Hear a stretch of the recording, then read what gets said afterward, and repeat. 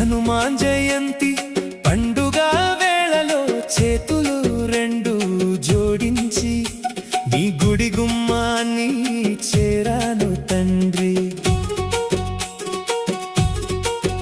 సిరి సంపదలు నేనడగనయ్యా, నా తలరాతను మార్చమని అడగనయ్యా.